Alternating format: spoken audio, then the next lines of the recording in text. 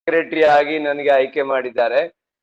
Indian ಯೋಗ association 30 ಯೋಗ ಸಂಸ್ಥೆಗಳ ಒಕ್ಕೂಟ ಇದೆ. ಅದಕ್ಕೆ ನಿಮ್ಮ ಯೋಗದ ಆತ್ಮೀಯ ಗೆಳೆಯ ಭವರ್ಲಾಲ್ ಆರ್ಯ ಅವರಿಗೆ ಕರ್ನಾಟಕ ರಾಜ್ಯದ ಜನರಲ್ ಸೆಕ್ರೆಟರಿ ಮಾಡಿದ್ದಾರೆ. ಅದ ಒಂದು ಸಂಸ್ಥೆ ಮೀಟಿಂಗ್ ಇತ್ತು. ಅದರಿಂದನೇ ಬಹಳಷ್ಟು ಯೋಗದ ಸೇವೆ ಇವತ್ತು ಅಂದ್ರೆ ಬೇರೆ ಬೇರೆ ರೀತಿಯಿಂದ ಎಲ್ಲಾ ಸಂಘ ಸಂಸ್ಥೆ ಬಹಳ ಪವಿತ್ರ ಕಾರ್ಯ ಮಾಡ್ತಾ ಇದೆ. ಪ್ರತಿಯೊಬ್ರು ಶ್ರೇಷ್ಠವಾಗಿದ್ದಾರೆ.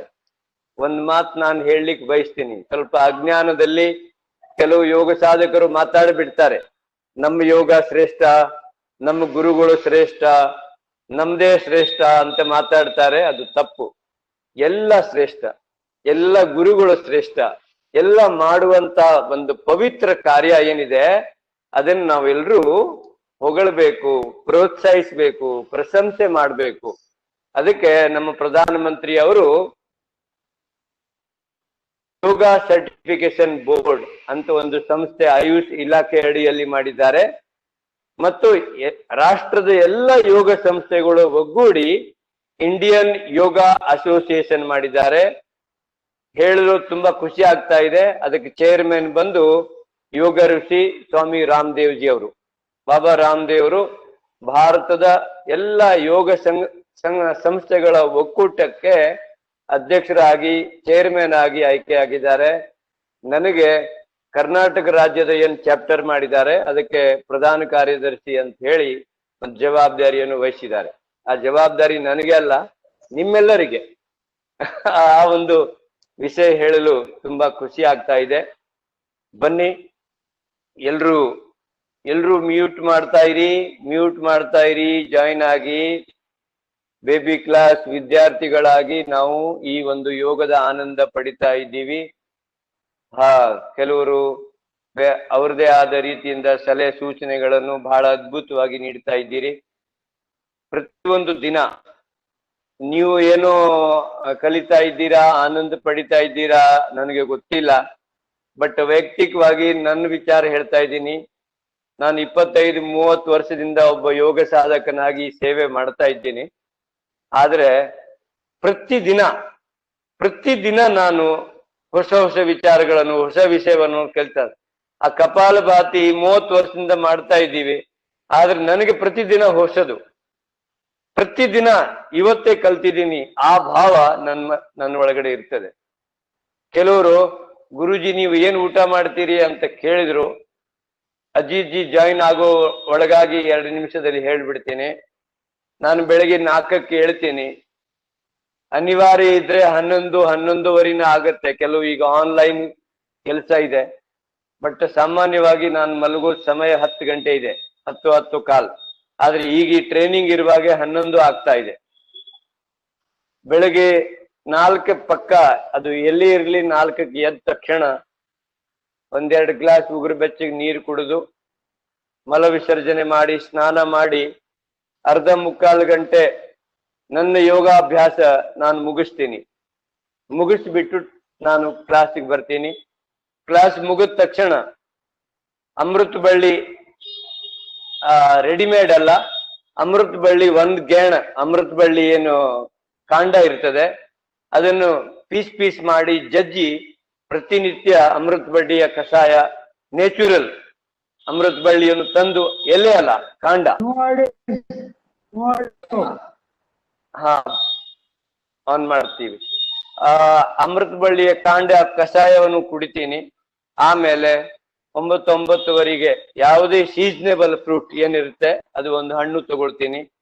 ಮಧ್ಯಾಹ್ನ 1:30-2 ಗಂಟೆಗೆ 2 ಜೋಳದ ರೊಟ್ಟಿ, 1 ಕಾಳು ಪಲ್ಯ, ಸೌತೆಕಾಯಿ, ಮೂಲಂಗಿ, ಕ್ಯಾರೆಟ್ ಯಾವುದು ಇರುತ್ತೆ ಅದನ್ನು ಡೈರೆಕ್ಟ್ ತಗೊಳ್ತೀನಿ, ಸಾಲಿಡ್. ಅದಾದ್ಮೇಲೆ 1 ಗ್ಲಾಸ್ ಮಜ್ಜಿಗೆ. ರಾತ್ರಿ 1 ಗ್ಲಾಸ್ ಹಾಲು. ಇದು ಕಳೆದ 10-15 ವರ್ಷದಿಂದ ನನ್ನ ರೂಟೀನ್ ದಿನಚರ್ಯ ಇದೆ. ಒಂದೇ ಸಮಯ ಮಧ್ಯಾಹ್ನ ಊಟ ಮಾಡೋದು, ಬೆಳಗ್ಗೆ ಯಾವುದೇ ಒಂದು ಹಣ್ಣು, ರಾತ್ರಿ 1 ಗ್ಲಾಸ್ ಹಾಲು. ಇದು ಕಳೆದ 10-15 ವರ್ಷದಿಂದ ನನ್ನ ದಿನಚರಿ ಆಗಿದೆ. ಇದೇ ತರ ನೀವೇನು ವಿಶೇಷ ಮಾಡ್ತಾ ಇದ್ದೀರಿ ಅಂತ ಕೆಲವರು ಅನ್ಕೊಂಡಿರ್ಬೇಕು. ಮತ್ತೆ ನಾನು ಭಾರತದ ಜೊತೆ ಬೇರೆ ಬೇರೆ 16 ರಾಷ್ಟ್ರದ ಪ್ರವಾಸ ಮಾಡಿ ಭಾರತದ ಎಲ್ಲ ರಾಜ್ಯಗಳ ಪ್ರವಾಸ ಮಾಡಿದ್ದೀನಿ. ನನಗೆ ಉತ್ತರ ಕರ್ನಾಟಕದ ಜೋಳದ ರೊಟ್ಟಿ ಮತ್ತು ಕಾಳ ಪಲ್ಯ ಏನಿದೆ ಅದಕ್ಕಿಂತ ಶ್ರೇಷ್ಠ ಅಡುಗೆ, ಅದಕ್ಕಿಂತ ಶ್ರೇಷ್ಠ ಆಹಾರ, ಅದಕ್ಕಿಂತ ಶ್ರೇಷ್ಠ ಊಟ ಇನ್ನೊಂದು ನನಗೆ ಯಾವುದು ಹಿಡಿಸಿಲ್ಲ. ಅದು ಊಟ ಮಾಡ್ತಾ ನಾನು ಇಷ್ಟು ಆನಂದವಾಗಿ ಆರೋಗ್ಯವಾಗಿ ಇದ್ದೀನಿ. ನಾನು ಏನು ವಿಶೇಷ ಸೇವನೆ ಮಾಡ್ತಾ ಇಲ್ಲ, ವಿಶೇಷ ಏನು ಮಾಡ್ತಾ ಇಲ್ಲ. ಇಷ್ಟು ಮಾಡಿ ಜನ ಏನೋ ಒಬ್ಬ ಭಾರಿ ಭಾರಿ ಮಾಡ್ತಾರೆ ಬವರ್ಲಾಲ್, ಏನೋ ಇಷ್ಟು 54 ವಯಸ್ಸಲ್ಲಿ ಕೂದ್ಲು ಎಲ್ಲ ಇನ್ನೂ ಕಪ್ಪಾಗಿದೆ, ಬೆಳ್ಳಗಾಗಿಲ್ಲ, ಮಗುವಿನ ತರ ನಗನಗುತ್ತಾ ಇರ್ತಾರೆ ಇಷ್ಟು ಕೆಲಸ ಮಾಡಿದ್ರೇನು. ಒಂದ್ ಮಾತು ಹೇಳ್ತೀನಿ, ನಾನು 1980ರಲ್ಲಿ ಒಬ್ರು ಅಂಗಡಿಯಲ್ಲಿ ತಿಂಗಳಿಗೆ 50 ರೂಪಾಯಿ ಕೆಲಸ ಮಾಡ್ತಾ ಇದ್ದೆ. ಈಗ ತಿಂಗಳಿಗೆ 10 ಲಕ್ಷ ರೂಪಾಯಿ ನಾನು ಪೇಮೆಂಟ್ ಕೊಡ್ತೀನಿ ನನ್ನ ಕಡೆ ಕೆಲಸ ಮಾಡೋರಿಗೆ. ಆ ಸಾಮರ್ಥ್ಯ ಭಗವಂತ ಕೊಟ್ಟಿದ್ದಾನೆ. ಇದು ಯೋಗದ ಶಕ್ತಿ. ಯೋಗದ ಶಕ್ತಿಯಿಂದ ನಮ್ಮ ಸಾಮರ್ಥ್ಯ 10 ಪಟ್ಟು ಆಗ್ತದೆ, 100 ಪಟ್ಟು ಮಾಡ್ಕೋಬಹುದು. ಇದು ನಾನು ಏನು ಬದುಕ್ತಾ ಇದ್ದೀನಿ, ಏನ್ ಮಾಡಿದ್ದೀನಿ ಅದನ್ನ ಹೇಳ್ತೀನಿ.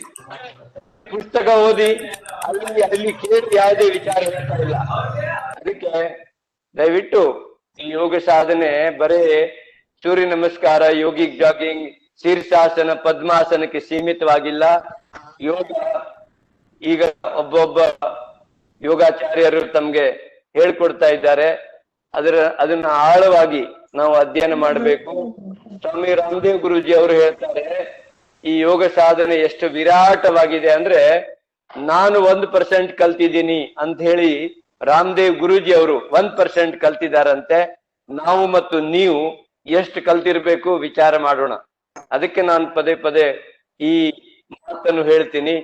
ನಾವು ಬೇಬಿ ಕ್ಲಾಸ್ ವಿದ್ಯಾರ್ಥಿಗಳಾಗಿ ಐ ಆಮ್ 0, ನಾನು 0 ಈ ಭಾವದಿಂದ ಪಾಲ್ಗೊಂಡಾಗೆ ಇದರ ಪೂರ್ತಿ ಆನಂದ ನಾವು ಪಡಿಲಿಕ್ಕೆ ಆಗ್ತದೆ. ದಯವಿಟ್ಟು ಎಲ್ಲ ಯೋಗಿ ಆತ್ಮಗಳಿಗೆ ಒಂದು ಮನವಿ ಇದೆ.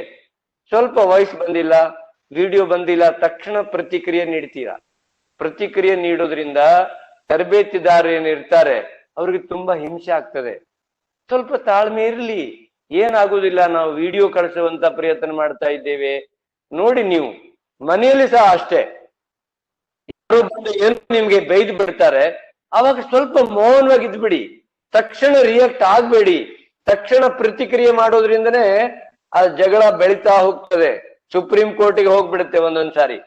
ಅದಕ್ಕೆ 1-2 ನಿಮಿಷ ನೀವು ಮೌನ ಇದ್ಬಿಟ್ರೆ ಅದು ಅಲ್ಲಿ ಉಳಿಯತ್ತೆ. ಯಾವುದು ಸಮಸ್ಯೆ ನಮಗೆ ನಿಮ್ಗೆ ಬರೋದಿಲ್ಲ. ಅದಕ್ಕೆ ತಕ್ಷಣ ರಿಯಾಕ್ಟ್ ಆಗ್ಬೇಡಿ. ಈ ತರಬೇತಿಯಲ್ಲಿ ಅಷ್ಟೇ, ಕೇಳಿಸ್ತಾ ಇಲ್ಲ, ವಿಡಿಯೋ ಬರ್ತಾ ಇಲ್ಲ ಅಂದ ತಕ್ಷಣ ನೀವು ಫೋನ್ ತಗೊಂಡು ಅದನ್ನ ಮಾಡಿರಿ, ಅದನ್ನು ಅನ್ಮ್ಯೂಟ್ ಮಾಡಿದಿರಿ, ವಿಡಿಯೋ ಆನ್ ಮಾಡಿದಿರಿ. ಇದನ್ನ ಮಾಡೋದ್ರಿಂದ ತರಬೇತಿದಾರರಿಗೆ ತುಂಬಾ ಹಿಂಸೆ ಆಗ್ತದೆ, ಇಲ್ಲಿ ಪಾರ್ಟಿಸಿಪೆಂಟ್ಗೆನು ತುಂಬಾ ಹಿಂಸೆ ಆಗ್ತದೆ. ನಾವು ಎಲ್ಲಾ ರೀತಿಯ ಪ್ರಯತ್ನಗಳನ್ನು ಮಾಡ್ತಾ ಇದ್ದೇವೆ. ಜಾಯ್ನ್ ಆದ ಅಜಿತ್ ಕುಮಾರ್ ಜಿ,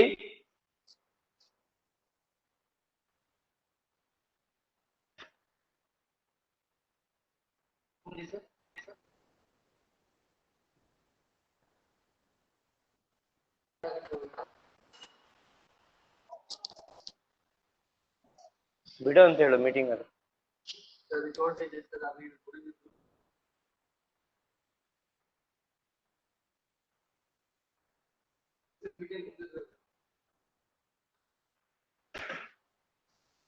ಏನ್ ಇಂಪಾರ್ಟೆಂಟ್ ಇಲ್ಲ, ಹೇಳೋ ಸ್ವಲ್ಪ.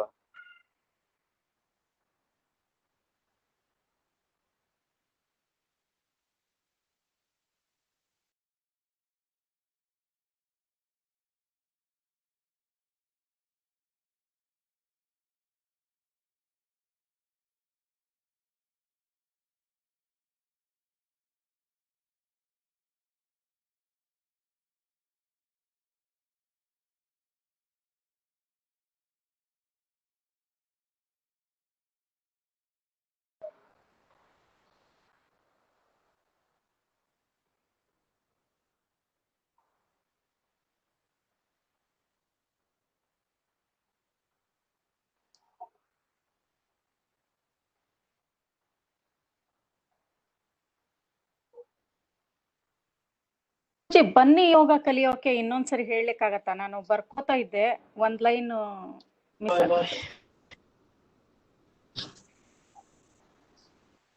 ಒಂದಿನ ಸತ್ಸಂಗ ಇಟ್ಕೊಳ್ಳೋಣ ಎಲ್ಲ. ಒಂದು ಸಂಗಪ್ಪ ಅಂತೇಳಿ ಬಳ್ಳಾರಿಯವರು ಇದ್ದಾರೆ, ಒಂದು 100 ಹಾಡುಗಳನ್ನು ಅವರು ಬೇರೆ ಬೇರೆ ದಾಟಿಯಲ್ಲಿ ಯೋಗದ ಮೇಲೆ ಬರ್ದಿದ್ದಾರೆ. ಅದನ್ನ ಪ್ರಯತ್ನ ಮಾಡ್ತೀವಿ. ಅದನ್ನು ಬುಕ್ಕ ಬಂತು ಅಂದ್ರೆ ತರಿಸ್ಲಿಕ್ಕೆ, ಆಗದಿದ್ರೆ ಅದರಲ್ಲಿ ಆಯ್ಕೆ ಮಾಡಿದ ಕೆಲವು ಭಜನೆಗಳನ್ನು ನಾವು ಆ ಸತ್ಸಂಗದಲ್ಲಿ ಇಟ್ಕೊಳ್ಳೋಣ.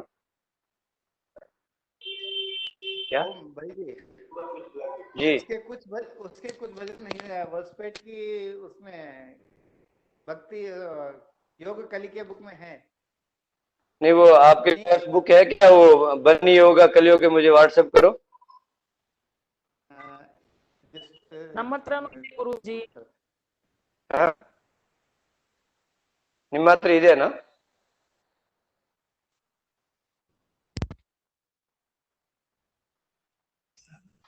ಯಾರ ಹತ್ರ ಇದ್ರೆ व्हाट्सएप ಮಾಡ್ಬೋದು. ठीक है, ऐसे साफ है ये, छोड़ो। ठीक है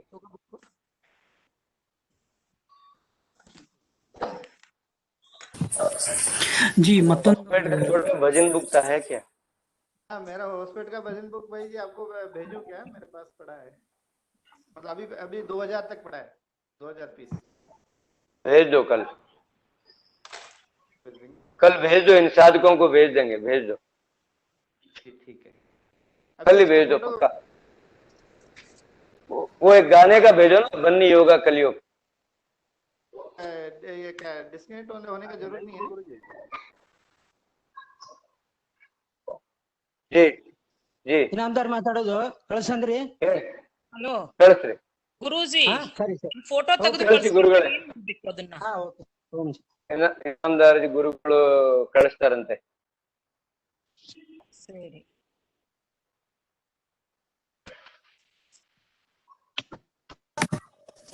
ಓಂ ಜಿ,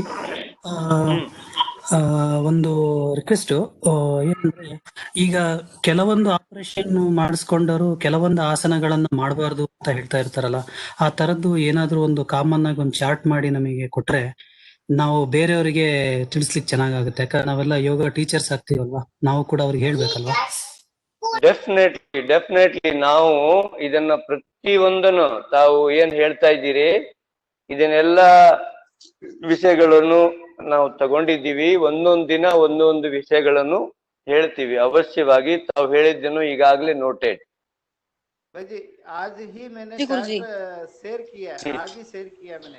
ಬೆಳಿಗ್ಗೆ ಯೋಗ ಮಾಡೋದಕ್ಕಿಂತ ಮುಂಚಿತವಾಗಿ ಮಾಡ್ಬೇಕಾಗಿರ್ತಕ್ಕಂತಹ ಮುನ್ನೆಚ್ಚರಿಕೆಗಳ ಬಗ್ಗೆ ಸ್ವಲ್ಪ ಮಾಹಿತಿ ಕೊಡಿ.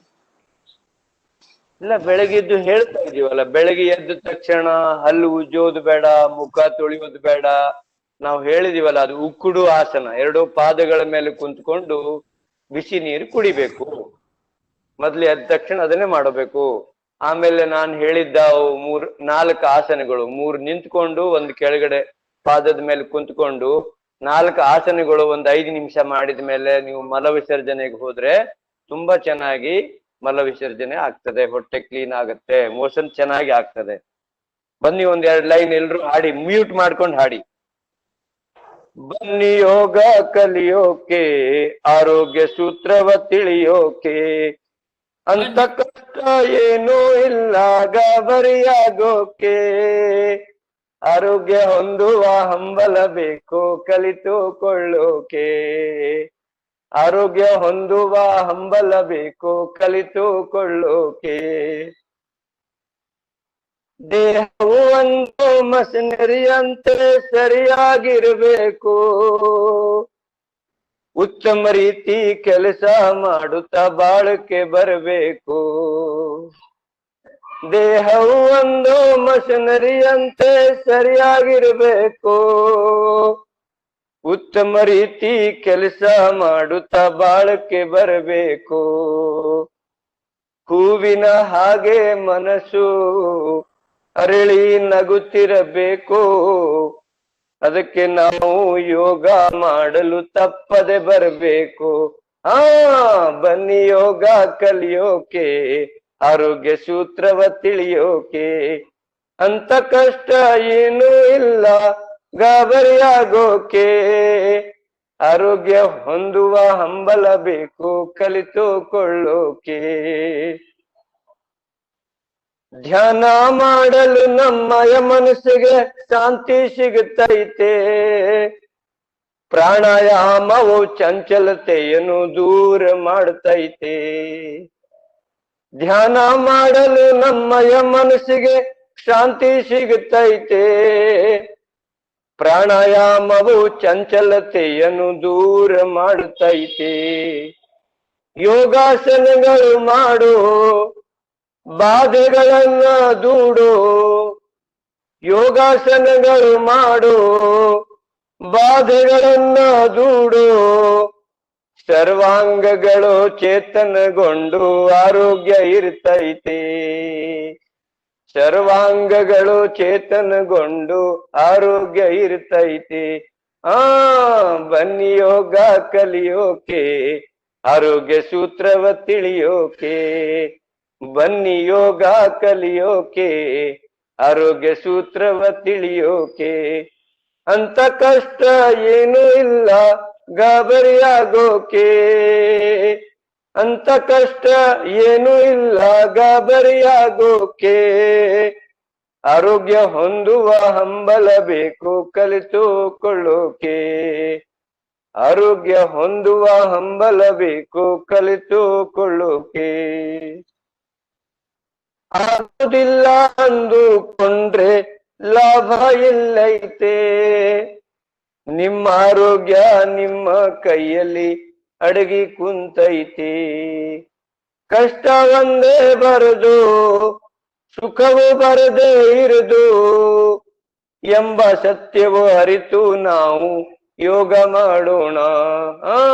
ಬನ್ನಿ ಯೋಗ ಕಲಿಯೋಕೆ ಆರೋಗ್ಯ ಸೂತ್ರವ ತಿಳಿಯೋಕೆ. ಬನ್ನಿ ಯೋಗ ಕಲಿಯೋಕೆ ಆರೋಗ್ಯ ಸೂತ್ರವ ತಿಳಿಯೋಕೆ. ಅಂತ ಕಷ್ಟ ಏನೂ ಇಲ್ಲ ಗಾಬರಿಯಾಗೋಕೆ. ಆರೋಗ್ಯ ಹೊಂದುವ ಹಂಬಲ ಬೇಕು ಕಲಿತುಕೊಳ್ಳೋಕೆ. ಆರೋಗ್ಯ ಹೊಂದುವ ಹಂಬಲ ಬೇಕು ಕಲಿತುಕೊಳ್ಳೋಕೆ. ಆರೋಗ್ಯ ಹೊಂದುವ ಹಂಬಲ ಬೇಕು ಕಲಿತುಕೊಳ್ಳೋಕೆ. ನನ್ನ ಮಾತೃಭಾಷೆ ಹಿಂದಿ ಇರೋದ್ರಿಂದ ಸ್ವಲ್ಪ ಕೆಲವು ಲೋಪದೋಷಗಳು ಆಗ್ತವ. ಎಲ್ರೂ ಸಹಕರಿಸ್ಬೇಕು. ಇದು ನಮ್ಮ ಉತ್ತರ ಕರ್ನಾಟಕ ಬೀದರ್ ಗುಲ್ಬರ್ಗ ರಾಯಚೂರು ಬಳ್ಳಾರಿ ಭಾಷೆ. ಅಲ್ಲಿಯ ನಮ್ಮ ಯೋಗ ಸಾಧಕರು ಸಂಗಪ್ಪ ಅಂತ ಹೇಳಿ ಬಳ್ಳಾರಿಯವರು ಈ ತರದ 100 ಹಾಡುಗಳನ್ನು ಅವರು ಬರೆದಿದ್ದಾರೆ. ಅದು ಪುಸ್ತಕ ರೂಪದಲ್ಲಿ ಬಂದಿದೆ. ಅದನ್ನು ತಮಗೆ ತಲುಪಿಸುವಂತ ಪ್ರಯತ್ನ ಮಾಡ್ತೀವಿ. ಈಗ ನೇರವಾಗಿ ನಾವು ಬಿಹಾರದ ಪಾಟ್ನಾಗೆ ಹೋಗೋಣ. ಓವರ್ ಟು अजीत भाई जी। ओ अजीत जी,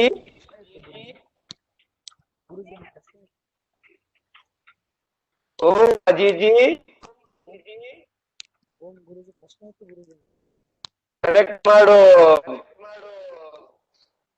ओम हितेश ಗುರುಜಿ ಇದು ಹಾಸ್ಪಿಟಲ್ ಬಂದಿದ್ದು ಮಂಕಲ್ ಒಂದು ಸ್ವಲ್ಪ कनेक्ट हो गया सर। अजीत जी, अजीत जी कनेक्ट हो गए ना आप? ओम ओम ब्रता जी हो गए हैं सर। मेरी आवाज आ रही है? ओम अजीत जी, अजीत जी मेरी आवाज आपको आ रही है? जी आ रही है सर। अरे तुम्हारी क्या आ रही भाई? अजीत जी की सुनाओ ना।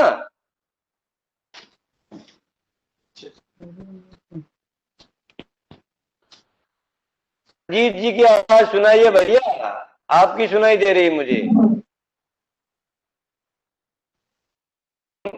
उनको बुलवाइए।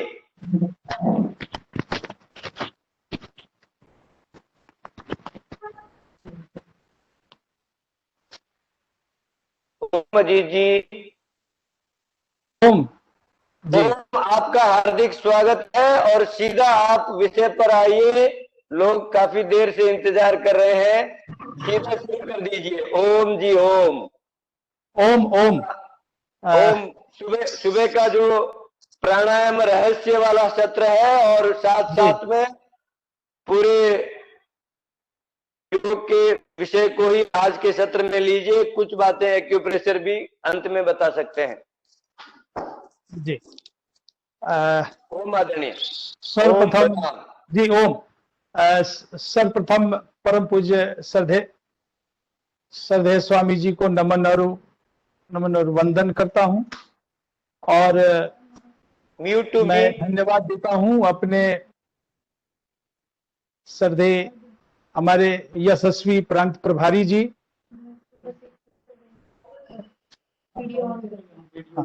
बिल्कुल बोलते रहिए, आवाज आ रही है। जी जी। सबसे पहले मैं जी क्या जी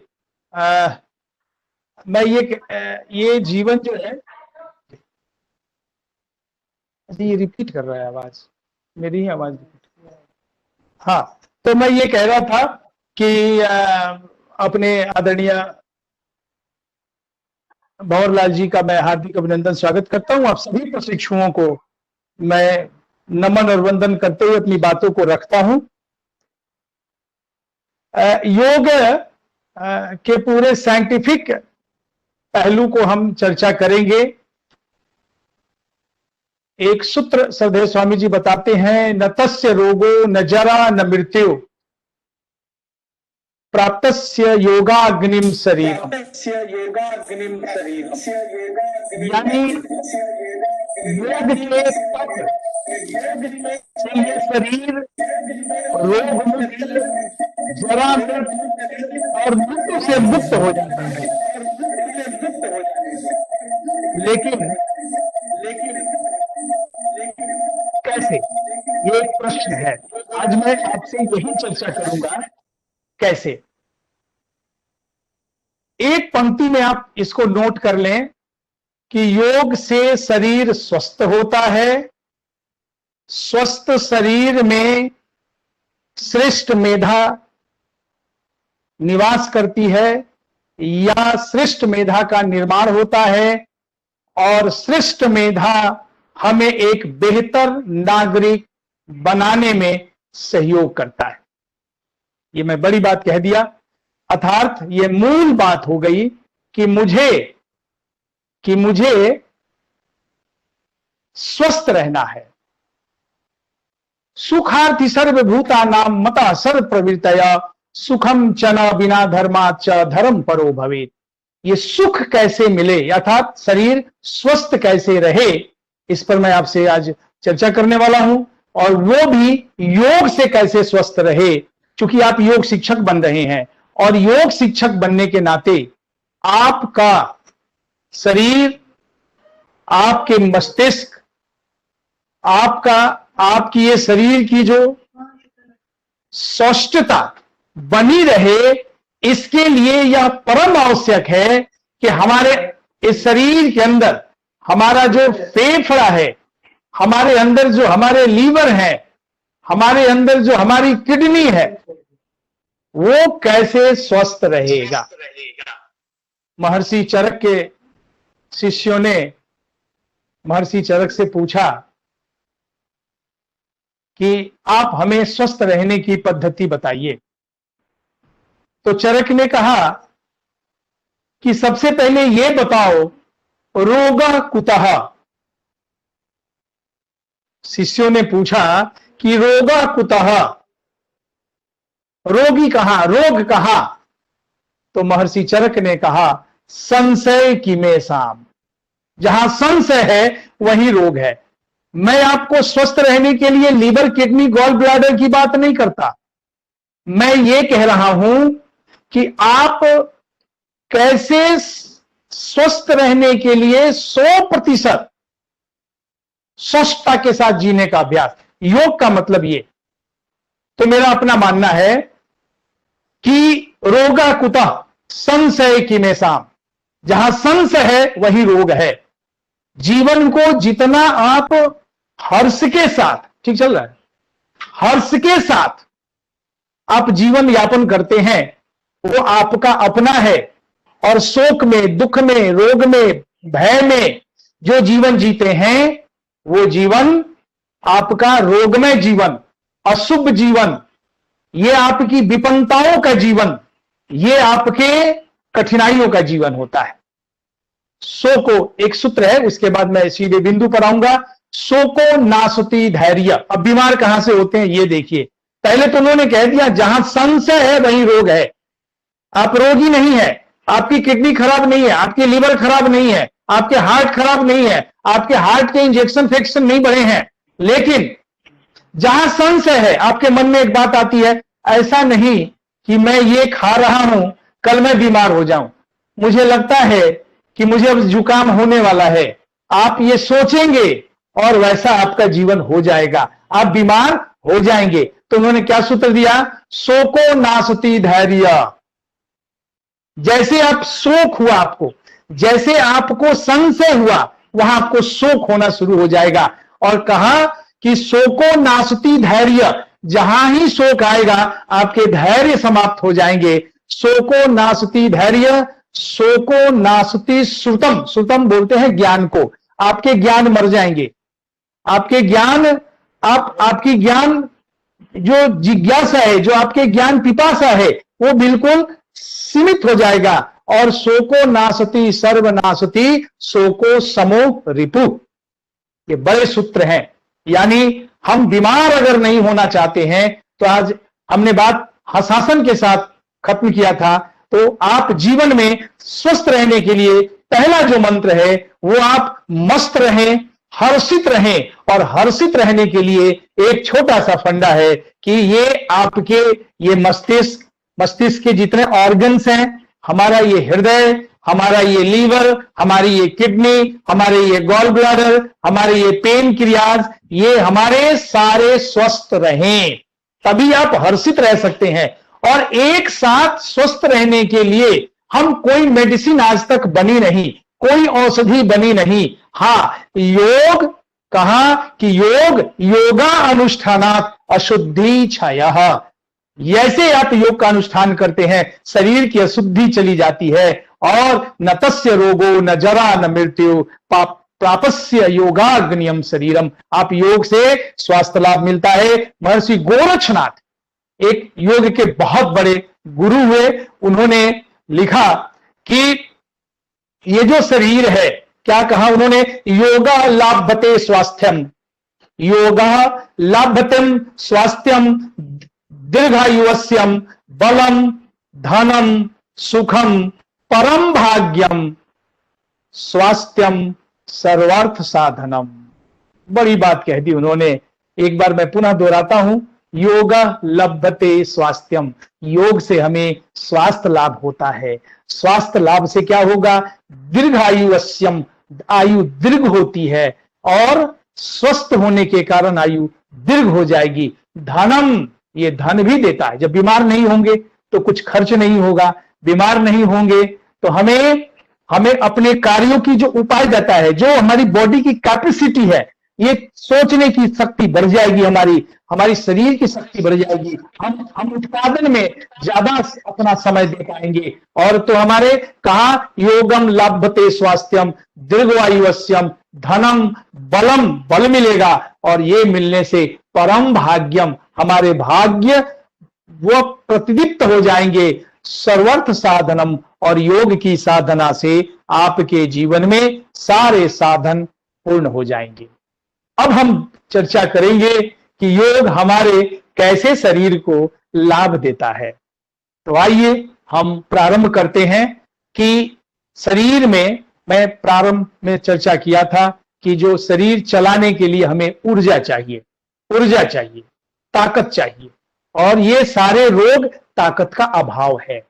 तो हमें हमारे जो हम श्वास लिया, ये 5 प्राण मैं सुबह चर्चा कर रहा था, उदान प्राण, समान प्राण, व्यान प्राण, और हमारे प्राण और हमारे अंदर समान प्राण। ये जो प्राण है ना, ये मूवमेंट होती है, गति होती है। आप बोलते हैं ना मन की गति तीव्र होती है, मन हमेशा मूवमेंट करता है। ये आप अक्सर कहते हैं, क्यों? क्योंकि इसका जो मुख्य अव्यय है, जो एलिमेंट है, वो है एयर, और वो एयर का काम है गति, ये स्पीड, और स्पीड के कारण हमारे मन घूमते रहते हैं, मन भागता रहता है। तो आइए हम प्राण को हम महर्षि सुश्रुत के हिसाब से हम देखने का प्रयास करते हैं।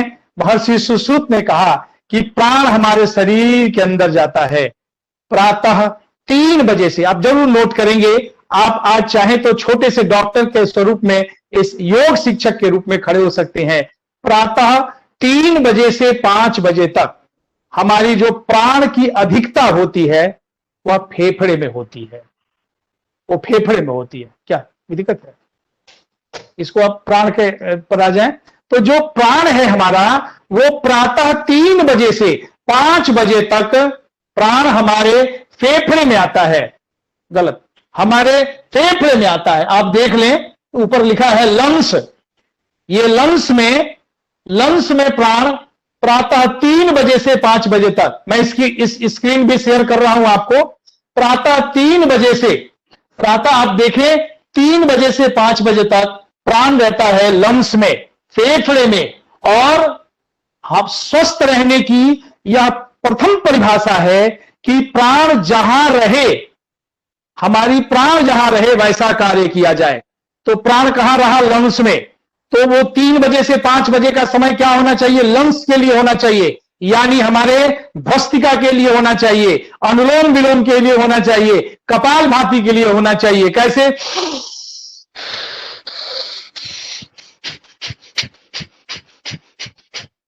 हमें अपने लंग्स को अगर ठीक रखना है तो हमें 3 बजे से 5 बजे तक हमें अपने लंग्स के लिए कार्य करना होगा, प्राण के लिए कार्य करना होगा, और प्राण हमारा प्रबल होगा, सबल होगा 3 बजे से 5 बजे तक। अब आप देखें, अगर हम 3 बजे से 5 बजे तक ये काम नहीं करते हैं तो क्या कठिनाई होगी? पहली बात, आप जितने दम्बे की रोगी मिले, I think the patient of asthma, आप अस्थमा के रोगी को देखेंगे, वो सभी प्रातः 3 बजे से 5 बजे तक उन्हें ज्यादा कष्ट होता है। उनकी श्वास की गति में आहट होती है, कराहट होती है, और वो बीमार होते हैं। लंग्स के जितने रोगी मिलेंगे सबको प्रातः 3 बजे से 5 बजे तक का समय बहुत भारी होता है। और हमें स्वस्थ रहने के लिए क्या चाहिए? प्राण जिस समय, मेरे शरीर में 12 वाइटल ऑर्गन्स है, प्राण 2 घंटे, प्रत्येक 2 घंटे प्राण हमारे एक ऑर्गन्स में निवास करता है, एक ऑर्गन्स में निवास करता है। तो हमें क्या करना है? 3 बजे से 5 बजे तक आपको लंग्स वाला कार्य करना है। आगे हम देखेंगे कि लंग्स को कैसे हम सुदृढ़ कर सकते हैं योगत प्राणायाम से, और कौन से रोग हो सकते हैं हमें लंग्स की खराबी होने से। तो मैं आपको बता रहा हूं। उसके बाद 5 बजे से एक बार लंग्स पर जाएंगे हम लोग, लंग्स वाले पे। हाँ, आप देखें, आप अगर आपको लंग्स का प्रॉब्लम होगा, यानी 3 बजे से 5 बजे तक आपके फेफड़ा अगर सक्रिय नहीं रहा, अच्छा आप लोग एक बार देखेंगे, कोई प्रश्न होगा तो आप मेरे को बोल देंगे, मैं लगाता हूं। तो 3 बजे से 5 बजे तक, 3 से 5 बजे तक प्राण आपके फेफड़ा में है अधिकतम रूप से। चूंकि प्राण में आपने कहा व्यान प्राण, समान प्राण, और ये प्राण उदान प्राण, तो ये जो व्यान प्राण है वो 3 बजे से 5 बजे तक आपके फेफड़े में है।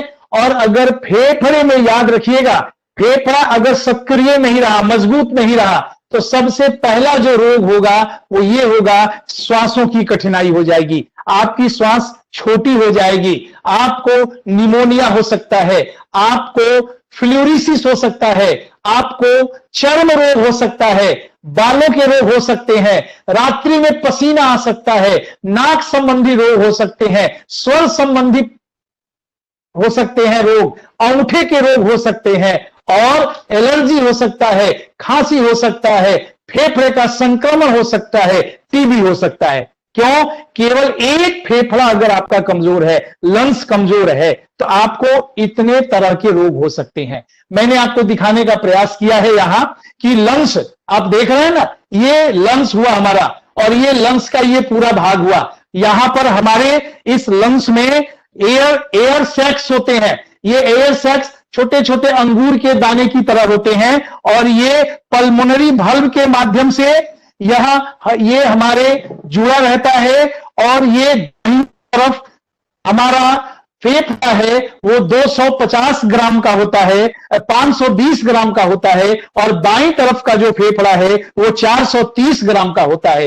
रंग बाल काल में यह सुर्ख लाल रंग का होता है, और जब हम युवा अवस्था में आते हैं तो ये भूरे रंग का हो जाता है, और जब हम वृद्ध अवस्था में आते हैं तो ये काले रंग का हो जाता है। ये काले रंग का इसलिए होता है क्योंकि यह हमारे श्वास लेने और छोड़ने से CO2 और हमारे अन्य जो टॉक्सिन्स है उनके कारण ये फेफड़ा धीरे धीरे ब्लैक हो जाता है। अब याद रखिए, अगर ये फेफड़ा आपको संक्रमण हो जाएगा तो आपको बालों का रोग हो सकता है, आपको निमोनिया हो सकता है, रात में पसीना आ सकता है, आपके अंगूठे में दर्द हो सकता है। क्यों दर्द होगा? क्योंकि ये आपको लंग्स की जो मेरिडियन है, लंग्स के जो नर्व्स हैं, वो आपके अंगूठे से प्रारंभ होकर के यहां से होता हुआ, यहां से होता हुआ, ये होता हुआ, यहां तक ये आता है, ऐसे आता है। इसलिए लंग्स का कोई प्रॉब्लम है तो डॉक्टर के पास आप जाएंगे, और अगर अंगूठे में दर्द है तो डॉक्टर इसका एक्सरे करवाएगा। डॉक्टर और क्या करवाएगा? इसका आपको MRI करवा सकता है, ब्लड टेस्ट करवा सकता है, सारे रोग का इलाज हो जाएगा, लेकिन अंगूठे का दर्द ठीक नहीं होता है। कैसे ठीक होगा? ये लंग्स का प्रॉब्लम है, और आपका इलाज डॉक्टर्स बाहर बाहर से करते हैं। इसलिए एक गालिब ने एक बड़ा अच्छा शेर कहा है कि गालिब रात भर यही भूल करता रहा, गालिब रात भर यही भूल करता रहा, दाग चेहरे पर था और आईना साफ करता रहा। इसलिए प्रॉब्लम अगर यहां है तो आपको ये ठीक होगा भ्रस्त्रिका प्राणायाम से, ये ठीक होगा आपको अनुलोम विलोम करने से। अगर आप अनुलोम विलोम करेंगे, आगे यदि कपाल भाती आप करेंगे, यदि आप भ्रस्त्रिका करेंगे, तो आपके फेफड़े ज्यादा सक्रिय रहेंगे, गतिमान रहेगा। फेफड़े का काम है अकुचन और सकुचन करना, फैलना और सिकुड़ना। ये हमारा फेफड़ा का सामान्य कार्य है। हमारा फेफड़ा फैलेगा, फेफड़ा सिकुड़ेगा। हमने श्वास लिया, फेफड़ा फैला, फेफड़ा सिकुड़ा, फेफड़ा फैला, फेफड़ा सिकुड़ा। और अगर हम थोड़ा गति दे दें, इसमें स्पीड दे दें, तो कैसे होगा?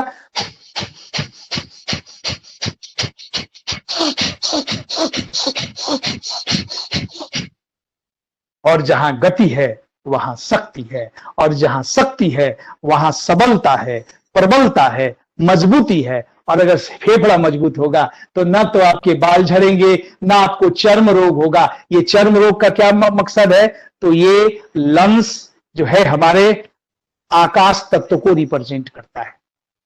मैंने कहा ना, शरीर आपके 5 तत्व से बना है, अग्नि, जल, वायु, आकाश और पृथ्वी।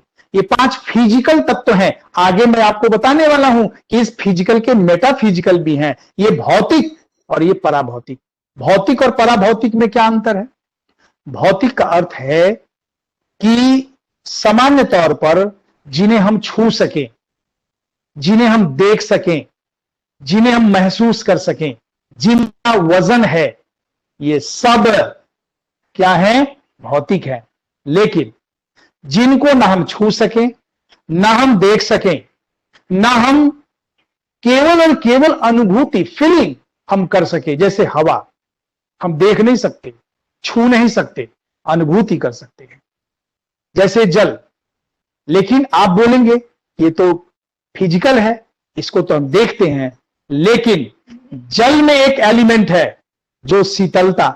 आपको पसीना है, गर्मी लग रही है, आपने 1 गिलास जल पिया, जल पीने के बाद क्या कहते हैं? मजा आ गया, but I am feeling very well. क्या? शीतलता। वो जो शीतलता है, न तो आप देख सकते हैं, न उसका वजन कर सकते हैं, केवल आप फीलिंग कर सकते हैं। तो जल के अंदर जो शीतलता है वो मेटाफिजिकल है, वो पराभौतिक है। और जल भौतिक है। दूसरी बात, आग को आप देखा, जलती हुई मोमबत्ती देखिए, उसको छू के देखिए, क्या होगा? उंगली आपकी जल जाएगी, उंगली आपकी जल जाएगी। और ये जलने का जो जलाने की जो ताकत है वही मेटाफिजिकल है। तो मैं ये कह रहा था कि रोग मेटाफिजिकल हो सकता है। आप उदास रहते हैं, आप बिल्कुल मायूस रहते हैं, इसके पीछे आपका लंस है, ये मेटाफिजिकल रोग है। ये डिप्रेशन, मैं आज चर्चा करूंगा कि व्हाट इज डिप्रेशन, डिप्रेशन कैसे ठीक होगा, ये मैं आपको आज बताने वाला हूं। मेरे साथ शुरू से अंत तक जुड़े रहिएगा। और तो मैं ये कह रहा था, ये फेफड़ा है। और भैया हमारे आदरणीय भंवरलाल जी ने कहा एक्यूप्रेशर बताने के लिए, तो मैं आपको बताऊं, आप अपने हाथों को उलट लीजिए, ऐसे कर लीजिए हाथों को।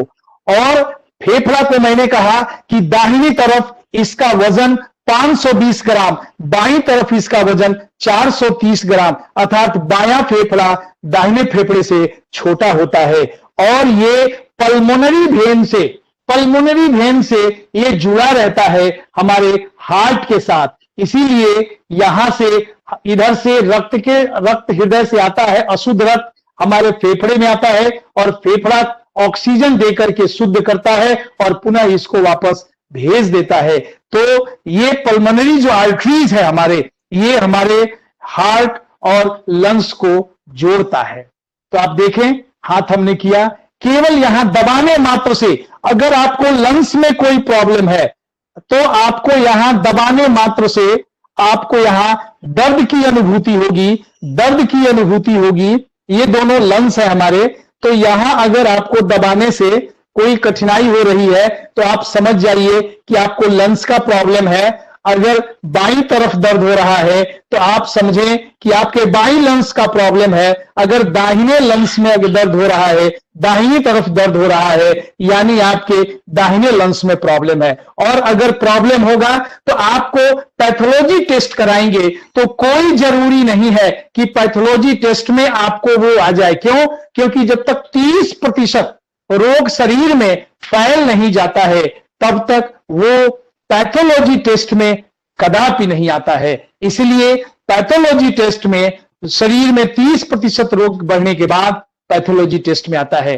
तो आपको उसके पहले आप चाहें तो अपने केवल यहां बाएं या दाएं, दोनों हाथ आपका अपना है, बाएं और दाएं दोनों हथेलियों को यहां दबा करके आप लंग्स आपके ठीक है कि नहीं ये पता किया जा सकता है। और अगर दर्द हो तो आप समझ जाइए कि आने वाले रोगों का संकेत है। इसलिए आपको भ्रष्टिका कम से कम 10 मिनट, कपालभाति कम से कम 20 मिनट और अनुलोम विलोम कम से कम आपको 15 मिनट से आधा घंटा करें। आप देखेंगे कि आपके फेफड़े स्वस्थ हो जाएंगे। आप चाहें तो कपालभाति करते रहें और इसको दबाते भी रहें। आजकल सदेश स्वामी जी बहुत आसानी से इसको बता रहे हैं इंडिया टीवी के माध्यम से कि आपको अगर रोग है तो आप यहां दबाइए भी और कपालभाति करिए भी।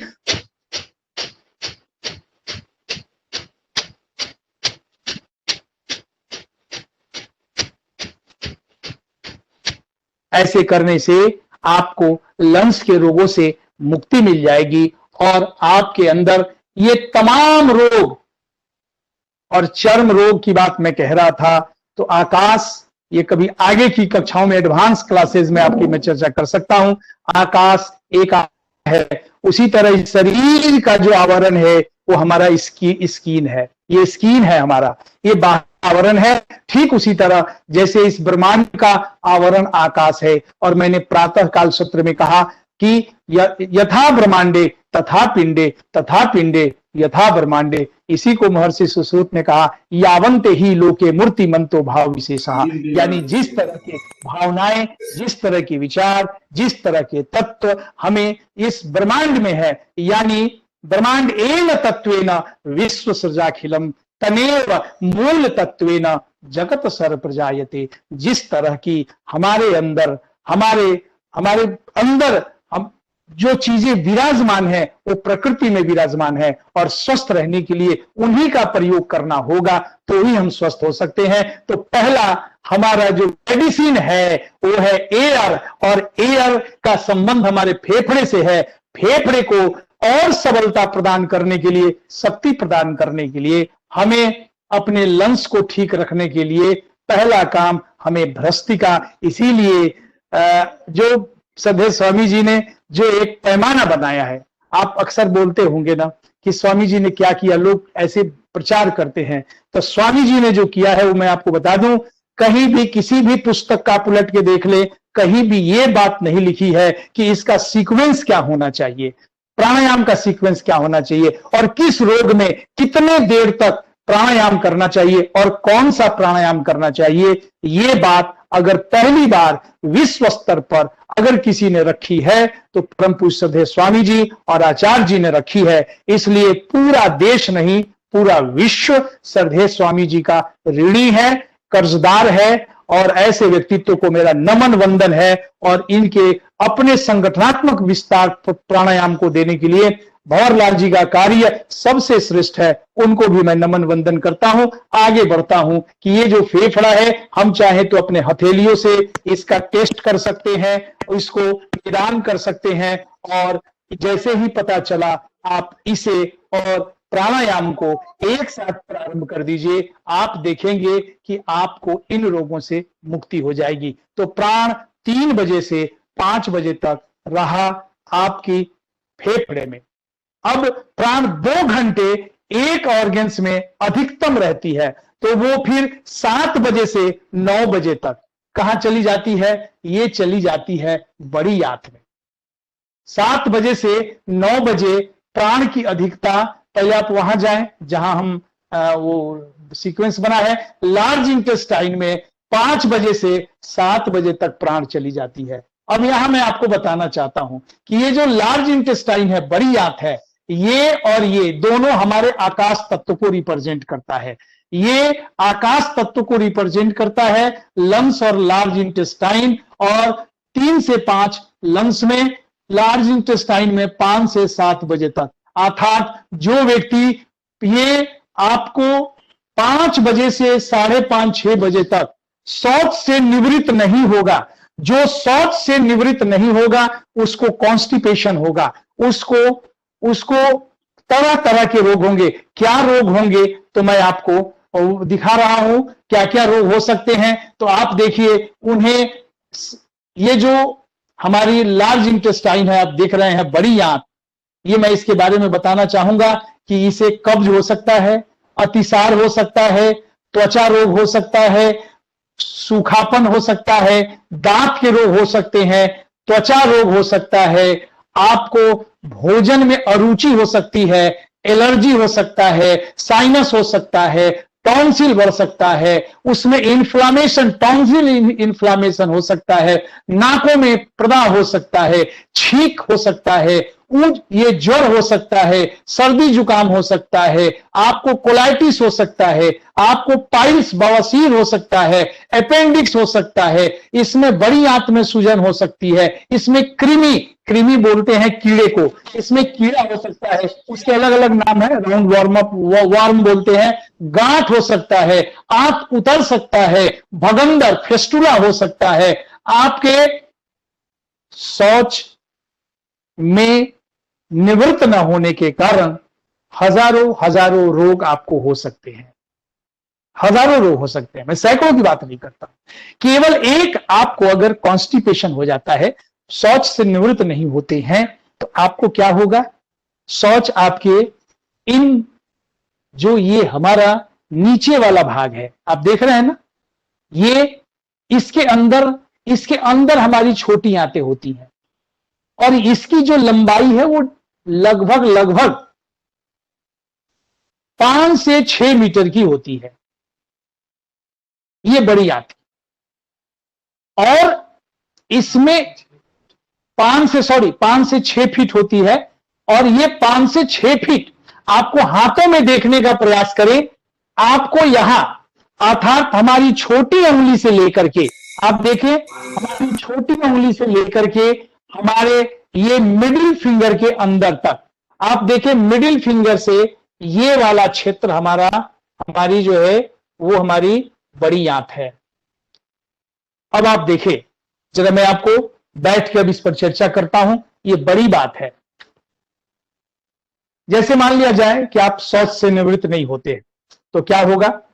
शौच से निवृत्त नहीं होंगे तो मल यहां इकट्ठा हो जाएगा, और मल के इकट्ठा होने से आपके स्पाइनल कॉलम पर, यानी पीठ में, रीढ़ की हड्डियों में जो 31 उसके ब्रांचेस होते हैं, वो वर्टिब्रा होते हैं, और उसमें सबसे नीचे वाले में जहां हमारा L4, L5, S1, S2 और S3 होता है, सैक्रल, वहां इसको डिपॉजिट हो जाता है और प्रेशर करता है, और जब ये प्रेशर करेगा तो वो घसक जाता है, लंबर स्पॉन्डिलाइटिस हो जाता है। ये अलग अलग बातें होती हैं। मैं एक बात कहता हूं और पते की बात कहता हूं, आयुर्वेद में वात, पित्त और कफ 3 तरह के रोग होते हैं।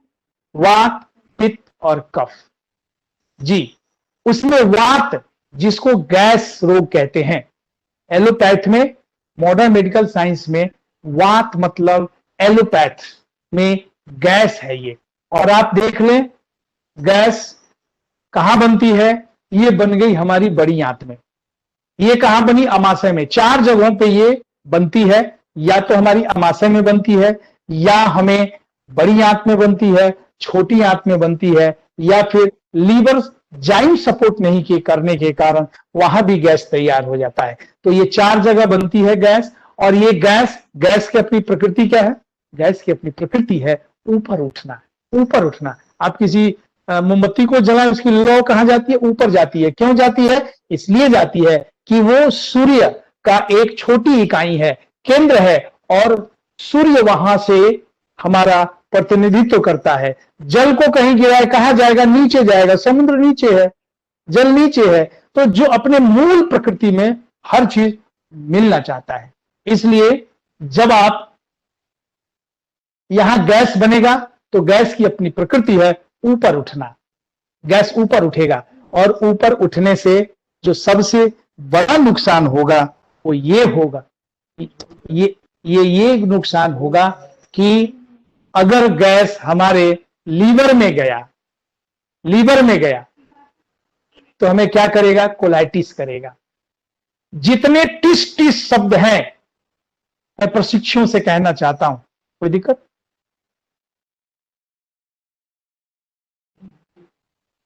जिन जिन चीजों में टिस शब्द अंग्रेजी के लगे हैं, आप उनको गैस मान लेना। मैं आपको थोड़े से उदाहरण देना चाहता हूं। वैसे 132 प्रकार के ये टिस वाले रोग हैं। तो क्या है? जैसे गैस ऊपर बड़ा लीवर को गया तो क्या करेगा? कोलाइटिस करेगा। फेफड़े में गया तो ब्रोंकाइटिस करेगा। हृदय में गया तो एंजाइना पेन जिसको बोलते हैं एंजाइटिस करेगा। इधर आ गया तो साइनोसाइटिस करेगा। इधर आ गया तो मेनिंजाइटिस करेगा। पीछे चला गया तो सर्वाइकल स्पॉन्डिलाइटिस करेगा। नीचे पीछे से उतर गया तो लंबर स्पॉन्डिलाइटिस करेगा। और अगर घुटने में चला गया तो वो ऑर्थराइटिस करेगा। आप कहते हैं ना कि कपालभाति से घुटने के दर्द कैसे ठीक हो जाते हैं? हो जाएंगे। क्यों? क्योंकि अगर गैस के कारण घुटने में दर्द है, घुटने के दर्द के कारण अन्य भी हो सकते हैं, साइनोवियल फ्लूइड्स की कमी हो सकता है, ये लुब्रिकेंट जो जिसको ग्रीस कहते हैं वो कम हो सकता है, साइनोवियल फ्लूइड्स के कारण, लिगामेंट के कारण भी हमारे घुटने में दर्द हो सकते हैं। लेकिन मैं एक बात बता दूं, 70% घुटने में दर्द वात रोग होता है, और ये केवल हमारे लंग्स और लार्ज इंटेस्टाइन के समायोजन न होने के कारण अगर कोई कपालभाति करता है तो स्ट्रोक्स अपने बड़ी आंत पर देता है।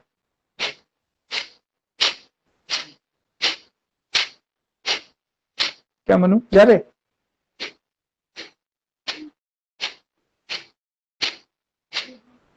जब हम कपालभाति करते हैं तो क्या होता है? स्ट्रोक सारी बड़ी आंत पर आता है, और बड़ी आंत पर आने के कारण इस बड़ी आंत में जो एक मूवमेंट होता है, और वो मूवमेंट को हम क्या कहते हैं? पेरिस्टाल्सिस मूवमेंट कहते हैं। पेरिस्टाल्सिस मूवमेंट कहते हैं। और ये पेरिस्टाल्सिस मूवमेंट हमारे आंतों में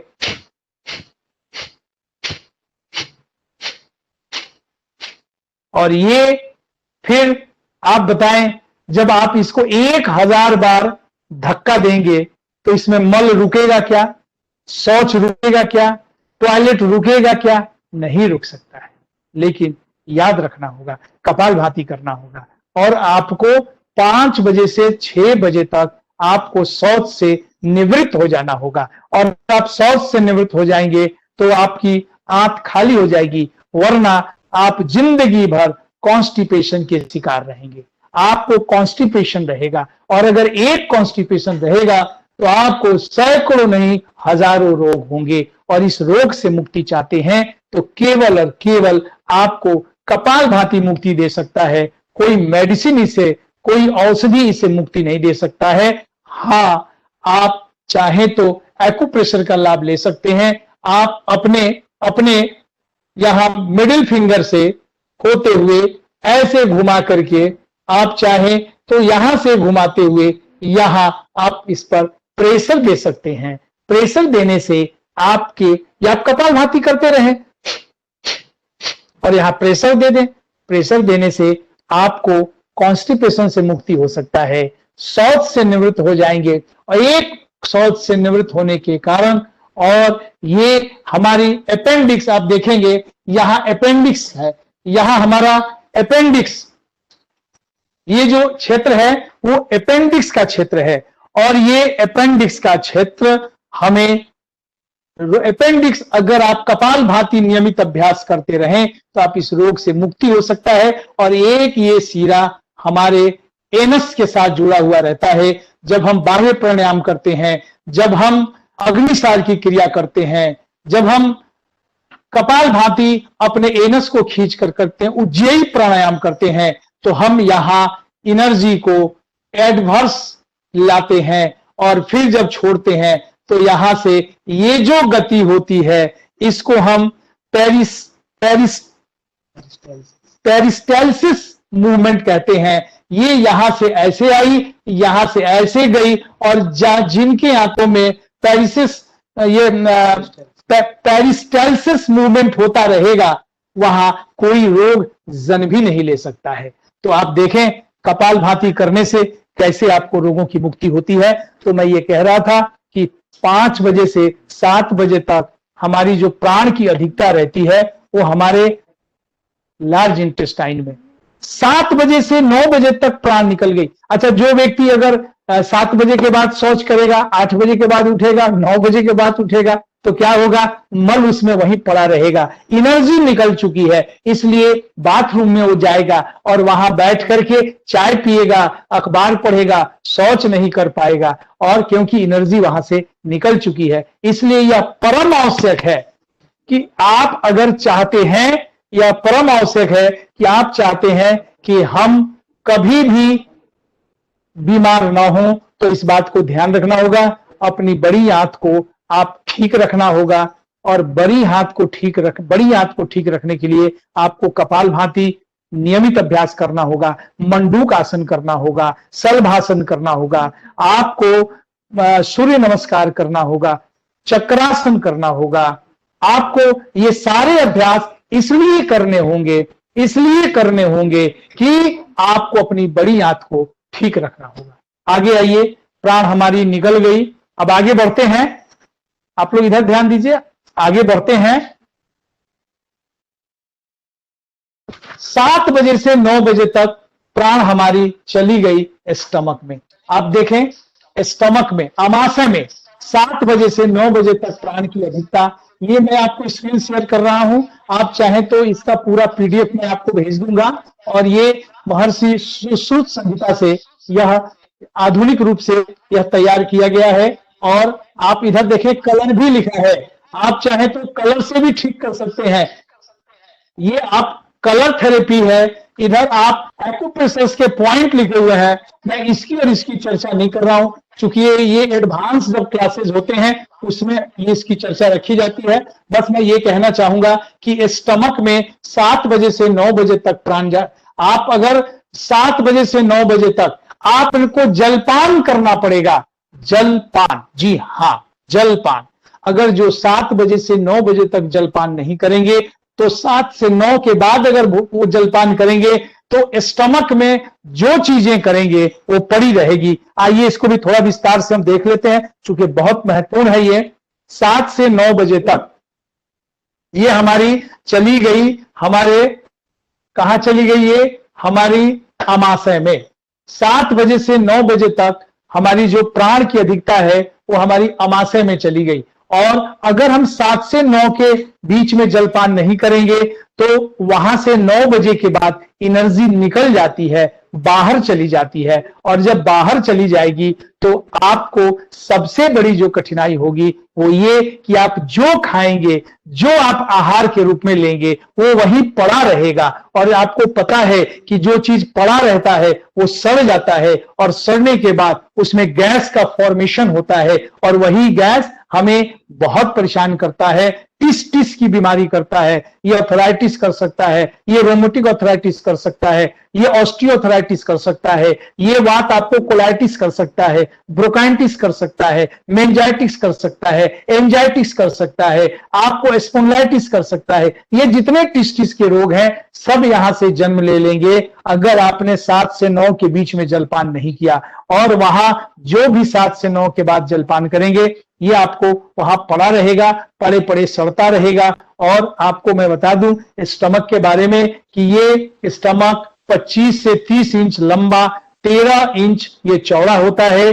और जो स्टमक ज्वाइंट है ऑसोफंगस के साथ, ये आप देख रहे हैं, ये ऑसोफंगस है, ये हमारा ये ऑसोफंगस है। तो ये जो ऑसोफंगस है ये हमारा यहां से जुड़ा हुआ है, ऊपर से ऑसोफंगस, ये हमारा मुख है, मुख से होता हुआ अमाशय, ये आप देख रहे हैं ना, ऑसोफंगस है। और ये ऑसोफंगस जो है हमारा अंदर जो आहार नली है वो हमारे अमाशय से जुड़ा रहता है। और ये ऑसोफंगस जो हमारा, ये कार्डिया और पाइलोरस नाम का, ये आप देख रहे हैं ना, ये जो हमारा अमाशय है इसमें 2 तरह के जाइम्स, जी ये जो स्प्लिंटन है इसमें 2 तरह के जो जाइम है जी, वो एकदम दरवाजे की तरह है। और ये पाचक रस इसमें से वो छोड़ता रहता है, और यही पाचक रस के कारण ये रेनिन और पेप्सिन, ये रेनिन और पेप्सिन 2 ऐसे पाचक द्रव्य हैं जो हमारे प्रोटीन को पेप्टोन में बदलने में सहायक होता है। ये हमारे प्रोटीन को प्रोटीन में बदलने में सहायक होता है। आपको इसको सक्रिय रखने के लिए हर हाल में 7 बजे से 9 बजे तक आपको जलपान देना होगा। और अगर आप नहीं देंगे तो आपको पैरालिसिस हो सकता है, मसूड़े में सूजन हो सकता है, दांत का क्षय हो सकता है, पैर के बाहरी भाग में दर्द, बाहरी भाग का मतलब हो गया कि बाहर की ओर, पैर का जो क्षेत्र है, ये जो पैर का क्षेत्र है ये बाहर वाले भाग में दर्द है। आप अगर दर्द का रोगी मिले और यहां कह दे कि ये बाहर वाले भाग में दर्द है तो आप समझना कि उसके अमाशय के प्रॉब्लम है। डकार, अपच, जिद प्रवृत्ति, जो लोग जिद्दी होते हैं आप देखे होंगे, रिजिडनेस जिसको कहते हैं, किसी भी काम में अड़ जाएंगे, अगर इसका मतलब ये मेटाफिजिकल रोग है। और ये मेटाफिजिकल आपको केवल और केवल ये आपके अमाशय के कारण है। आप कब्ज में अतिसार, पेप्टिक अल्सर, जिद्दी, अपच, डकार, ओठ, ऊपरी ओठ, ये ऊपर की ओठ याद रखिएगा, ये ऊपर का ओठ हमारा स्टमक है, नीचे का ओठ हमारा स्प्लीन है। आपको स्प्लीन में कोई कठिनाई होगी तो आपको नीचे वाले ओठों में परेशानी होगी, ये फट सकता है, कट सकता है, घाव हो सकता है। अगर ऊपर में अगर है इसका मतलब हमारे स्टमक में प्रॉब्लम है, ठीक है, तो स्टमक में प्रॉब्लम है। तो आपको एक बहुत बड़ा सूत्र क्या मिला कि अगर कोई कपाल भाती करता है, कोई अगर मंडूक आसन करता है, कोई सलभासन करता है, कोई चक्रासन करता है, कोई उत्तान पादासन करता है, कोई सर्वांग आसन करता है, कोई पूर्ण सर्वांगासन करता है, कोई अर्ध हलासन करता है, कोई पूर्ण हलासन करता है, अर्थात ये सब हमारे प्रत्यक्ष और अप्रत्यक्ष रूप से हमारे इन्हीं स्टमक पर प्रेशर देता है, प्रेशराइज करता है, गति प्रदान करता है। और इस गति के कारण हमारे अंदर जो पाचक रस हैं हमारे, ये रेनिन और पेप्सिन, ये दोनों हमारे प्रोटीन को क्या करते हैं, पेप्टोन में बदल देते हैं, और ये प्रोटीन जो है वो ओमेगा 3 में कन्वर्ट होता है। याद रखिए, प्रोटीन जब ओमेगा 3 में कन्वर्ट होगा तो ये ताकत प्रदान करेगा, और अगर ये ओमेगा 3 में अगर कन्वर्ट नहीं हुआ तो ये यूरिक एसिड बनाएगा, और यूरिक एसिड बनाने से हमारे सभी बड़े जोड़ों पर, छोटे जोड़ों की बात मैं नहीं कह रहा हूं, ये छोटे जोड़ों की बात मैं नहीं कह रहा हूं, बड़े जोड़ों पर ये डिपोजिट हो जाते हैं, एकत्र हो जाते हैं, और इनके एकत्र होने से हमें जॉइंट्स पेन शुरू हो जाते हैं। इसलिए जब कपालभाति करते हैं तो हम महसूस करते हैं कि हम कपालभाति कर जोड़ों के दर्दों में मुक्ति मिल जाती है, और हमें जब हम आसन करते हैं तो उसे हमें जोड़ों के दर्दों में हमें मुक्ति मिल जाती है। इस प्रकार हम आगे देखते हैं, ये 7 बजे से ये 9 बजे तक हमारे जो प्राण हमारी अमाशय में थी, अब 9 बजे से 11 बजे तक, आप देखें 9 से 11 बजे तक ये हमारी स्प्लीन में चली गई प्राण, अर्थात इस समय ये जो हमने भोजन किया, रस बना, जो लुगदी बनी, जो प्रोटीन हमारे टूटे, जो कार्बोहाइड्रेट टूटे, जो मिनरल्स टूटे, उनको पूरे बॉडी में ले जाने का कार्य हमारी स्प्लीन करती है, तिल्ली करती है।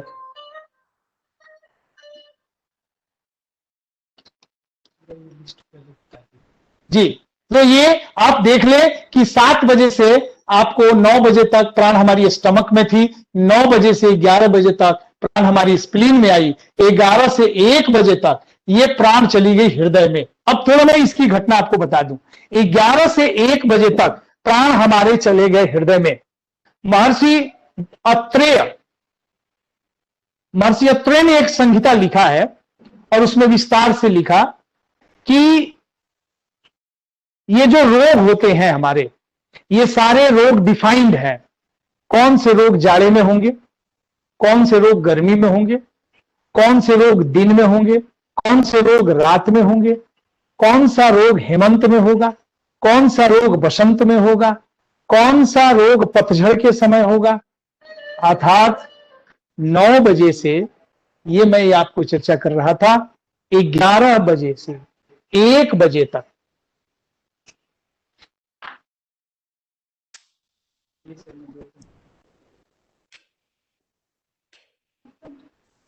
ठीक है, क्या दिक्कत है? आवाज ठीक आ रही है, वीडियो की कुछ दिक्कत हो रही है, आप बोलते रहिए। 11 बजे से 1 बजे तक प्राण हमारे हृदय में अधिक रूप से रहता है, और 11 से 1 प्राण हमारे हृदय में रहने का मतलब है जितने आपके हार्ट रोगी मिलेंगे, हृदय हार्ट अटैक के, वीडियो में दिखाई दे रहा है गुरुजी। आवाज सुन लीजिए।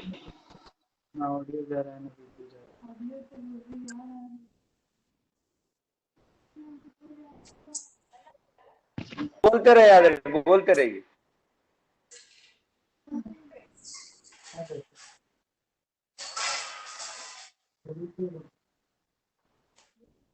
ओम ओम जी। तो मैं ये कह रहा था कि जितने दिन के 11 से 1 बजे जितने हार्ट अटैक के रोगी मिलेंगे, सब मिलेंगे 11 से 1 बजे तक, और रात के 11 से 1 बजे तक हार्ट के रोगी, अटैक वाले रोगी मिलेंगे। तो अगर आपने, मैं कह रहा था कि जितने आपको पैरालिसिस के रोगी मिलेंगे, सब अमावस्या के और पूर्णिमा के 3 दिन पहले या 3 दिन बाद। क्यों मिलेंगे? इसलिए मिलेंगे कि सूर्य, चंद्रमा और पृथ्वी एक सीध में आ जाती है, और फिर समुद्र में ज्वार भाटा होता है। ठीक उसी तरह शरीर में भी ज्वार भाटा होता है, और हमें सारे पैरालिसिस हमारे 9 बजे, ये हमारे अमावस्या के 3 दिन पहले या 3 दिन बाद, या फिर पूर्णिमा के 3 दिन पहले 3 दिन बाद, ठीक उसी तरह दिन के 11 से 1 बजे और रात के 11 से 1 बजे के बीच में आपको ये हार्ट के रोगी मिलेंगे, हार्ट अटैक के रोगी मिलेंगे, और इस समय होने वाले हार्ट अटैक जल्दी बच नहीं पाता है।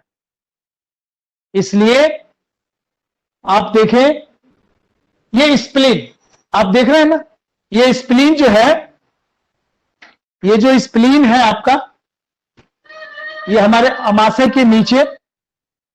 के नीचे एक तकिए की तरह होता है। ये हमारा अमाशय है। ये इस तरह से आप देख रहे हैं, ये आप देख रहे हैं।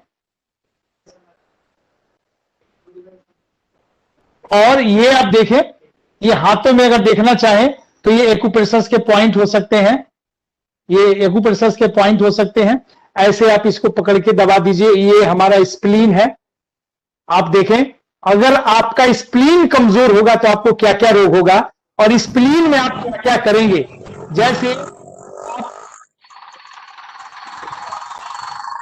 अगर खून में खराबी हो, ब्लड में कोई प्रॉब्लम हो, यानी ब्लड की खराबी का मतलब इसमें आपको एस्नोफिल बढ़ जाए, WBC, RBC, प्लेटलेट में अगर कोई मिस बैलेंस हो जाए, तो इसमें आपको हर हाल में खून की खराबी, अपच, प्रजनन, अंगों की तकलीफ, चर्म रोग, मोटापा, जलोदर, सूजन, रोग प्रतिरोधक क्षमता, इम्यूनिटी सिस्टम ह्रास, नाभि क्षेत्र असंतुलन, एनीमिया, डायबिटीज, अतिसार, कब्ज, श्वास रोग, अनिद्रा, भूख, एक्जिमा और पीलियों में सूजन, ये आपको कोलेस्ट्रॉल का बढ़ना और शरीर में दर्द का होना, ये सब सारे जो रोग हैं, ये सब क्या है? स्प्लीन के कारण है। और ये स्प्लीन आपका तब स्वस्थ रहेगा जब आप नियमित योगाभ्यास करेंगे। आप कपालभाति करें, आप अनुलोम विलोम करें, आप मंडूकासन करें, शलभासन करें, सर्वांग आसन करें, जॉगिंग करें, सूर्य नमस्कार करें, तो आपके ये स्प्लीन सही रहेगी। मैं कहता हूं स्वस्थ रहने का मतलब, जो मैं बार बार कह रहा था कि न तस्य रोगो न जरा न मृत्यु प्रापस्य योगाग्निम शरीरम। आपको योग की अग्नि में जब शरीर को तपाएंगे, जलाएंगे, तो आप स्वस्थ होंगे। स्वस्थ रहने का मतलब आपके लीवर काम करे, हार्ट काम करे, आपके लंग्स काम करें, आपकी लार्ज इंटेस्टाइन काम करे, आपकी स्मॉल इंटेस्टाइन काम करे, आपके जो किडनी है वो काम करे। जब ये सब कार्य बिल्कुल संतुलित रूप से करेंगे तो आपके शरीर में कोई रोग नहीं होगा, और जब रोग नहीं होगा तो आपके शरीर रोग मुक्त होगा। तब ये आपको ये जरा यानी बुढ़ापा नहीं आएगा। बुढ़ापे की कोई उम्र नहीं होती है। आपको जब जैसा बिल्कुल तैयार रहें तो आप जवान हैं, और आप अगर धीरे धीरे और मायूस होकर के, रोगग्रस्त होकर के, धैर्य खो करके, प्रमाण विपर विकल्प निद्रा स्मृति, काम क्रोध लोभ मोह अहंकार, इन वृत्तियों में जब जीना शुरू कर देंगे तो आप युवा होते हुए भी, बालक होते हुए भी बूढ़े हो जाते हैं। और सदैव स्वामी जी कहते हैं कि गुड़िया बुढ़िया हो जाती है और गुड्डा बुढ़ा हो जाता है। तो ये आपको फिट रहने के लिए आपको अपने शरीर को ठीक रखना होगा, और शरीर को ठीक रखने के लिए अपने अंगों को मजबूत रखना होगा, और अंगों को मजबूत रखने के लिए आपको योग करना होगा। अगर आप ये करेंगे तो आपका मस्तिष्क क्या होगा? इसीलिए मैंने कहा कि ये आपकी मेधा जो है वो श्रेष्ठ होगी, और श्रेष्ठ मेधा वाला ही व्यक्ति जीवन में एक परिष्कृत नागरिक के रूप में समाज में आ सकता है। तो पतंजलि का ये जो अभियान है वो केवल ये अभियान है कि देश में श्रेष्ठ नागरिकों का निर्माण करना, और श्रेष्ठ नागरिकों का निर्माण किसी स्लोगन से नहीं हो सकता, किसी भी प्रचार से नहीं हो सकता। ये हो सकता है तो स्वास्थ्य से हो सकता है। ये वक्त है। हम धन्यवाद देते हैं अपने वरिष्ठ और हमारे यशस्वी राज्य प्रभारी आदरणीय भंवरलाल जी का, जिन्होंने अनुष्ठान लिया है आप सबको एक श्रेष्ठ नागरिक बनाने का। मैं उन्हें साधुवाद देता हूं। और ये जो जीवन तब आपका सफल होगा जब वक्त के साथ चलेंगे, और वक्त के साथ चलने के लिए शरीर का स्वस्थ रहना ये परम आवश्यक है। क्योंकि कहा किसी ने कि वक्त नूर को बेनूर बना देता है। वक्त नूर को बेनूर बना देता है, वक्त राजा को फकीर बना देता है, वक्त कोयले को भी कोहिनूर बना देता है। इसलिए मेरे साथी, वक्त का आप हमेशा सम्मान करना, क्योंकि वक्त ही ऐसा है जो चाय बेचने वाले को देश का वजीर बना देता है। इसलिए वक्त की अहमियत बहुत बड़ी है। और ये टाइम कहा महर्षि पतंजलि ने अथ योगा अनुशासनम, अर्थात आप भले अनुशासित ना हो, आपका शरीर बहुत अनुशासित रहता है। अर्थात 1 मिनट में आपके हार्ट कितनी बार धड़कना है ये तय है। 72 से 80 बार आपके हृदय धड़कते हैं, ये तय है। कि आपके शरीर में रक्त की गति कितनी होगी, ये तय है। कि आपके किडनी एक दिन में 2000 वाटर को फिल्टर करेगी, 1750 लीटर रक्त को फिल्टर करेगी। अर्थात ये नहीं हुआ कि 1750 लीटर रक्त है, जो 5.5 लीटर रक्त है रोटेशन में उसे आपको साफ करेगी, फिल्टर करेगी। तो ये सारी चीजें तय है।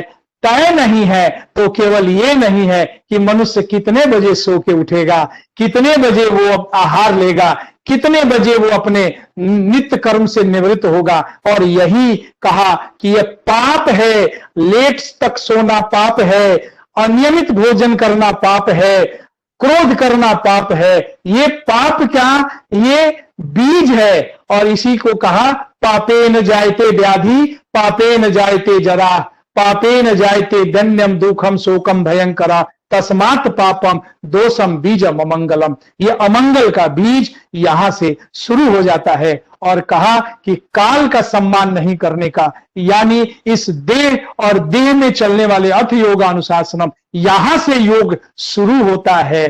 तो अगर आप इसका सम्मान करेंगे तो कहा कालस्य परिणामेन जरा मृत्यु निमित्त जा, रोगा स्वाभाविका दृष्टहा स्वभाव निष्प्रतिक्रिया। अर्थात काल ही परिणाम है हमारे जरा का, बुढ़ापे का, मृत्यु का, जन्म का। इसलिए काल का सम्मान करते हुए 8:30 हो गए हैं। मैं वाणी को विराम देता हूं और मैं निवेदन करता हूं अपने श्रद्धेय आदरणीय भंवरलाल जी से कि आगे की प्रक्रिया वो बताएं। और मैं एक बार पुनः कर्नाटक सहित हमारे देश के बाहर के भी हमारे लोग जुड़े हुए हैं और ये पुरुषार्थ संभव हुआ है हमारे केवल भंवरलाल जी और उनकी पूरी टीम इसमें लगी हुई है। मैं उनको हृदय से धन्यवाद देता हूं, स्वयं देता हूं, बिहार के संगठन की ओर से देता हूं। लेकिन एक वादा मैं आपसे करना चाहूंगा कि आप अपने ये जो प्रशिक्षण आप ले रहे हैं उसे जन जन तक फैलाएंगे। आप जो सीखा वो आगे ले जाएंगे और एक व्यक्ति कम से कम 10 व्यक्तियों का, ये राष्ट्रीय कार्य है, ये राष्ट्र नागरिक निर्माण का कार्य है। इसलिए एक एक प्रशिक्षु हमारे 10-10 नए प्रशिक्षु के रूप में द्वितीय सत्र में वो देंगे। मेरी यह प्रार्थना है आपसे, तब जाके ये राष्ट्र श्रेष्ठ बनेगा, सबल बनेगा, भारत विश्व गुरु बनेगा। इन्हीं संकल्पों के साथ मैं वाणी को विराम देता हूं। ओम धन्यवाद। बहुत बहुत धन्यवाद।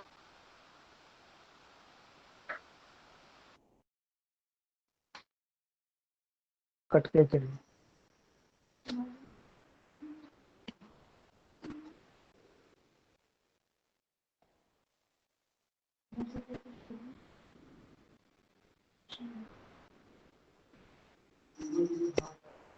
और सत्र को रखेंगे क्योंकि एक बैठक में आपको अनिवार्य रूप से जाना पड़ा तो थोड़ा सा विलंब हुआ, मगर लोग डट के खड़े हैं आपको सुनने के लिए और सभी ने धैर्य से सुना।